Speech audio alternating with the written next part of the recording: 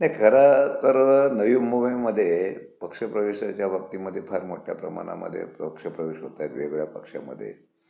आणि त्या असलेल्या भाजप आणि शिंदे गटामध्ये ही सत्ता मिळवण्यासाठी प्रचंड चढाओढ आहे. आणि ह्या चढाओढीमध्ये माझ्या माहितीप्रमाणे भाजपला सुद्धा मी बघतो आता ठाणा वगैरे सगळीकडं भाजपसुद्धा स्वतःची ताकद स्वतःच्या ताकदीवर महानगरपालिका निवडून आणण्याचा प्रयत्न करत आहे.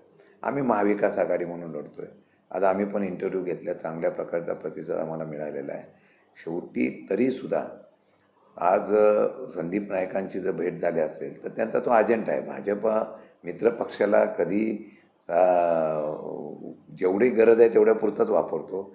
मला वाटतं की त्यांची वेगळी रणनीती पण ठरलेली असेल आणि त्या रणनीतीप्रमाणे कदाचित बी टीम पण उभी राहण्याचा शक्यता नाकारता येत नाही.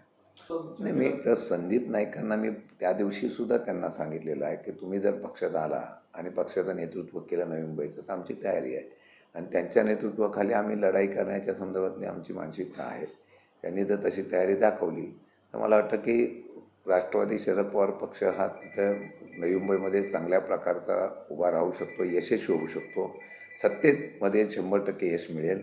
एवढंच नव्हे तर पवारसाहेबांना मानणारा फार मोठा वर्ग नवी मुंबईमध्ये असल्यामुळे मला वाटतं काही जर त्यांची तशी इच्छा असेल तर त्यांचं आम्ही स्वागत करूच. नाही, त्याची कल्पना मला नाही. त्याची कल्पना मला नाही आहे. माझ्या माहितीप्रमाणे ते तुम्ही सांगताय म्हणून मला कळलेलं आहे, पण तशा प्रकारची कुठली कल्पना मला नाही.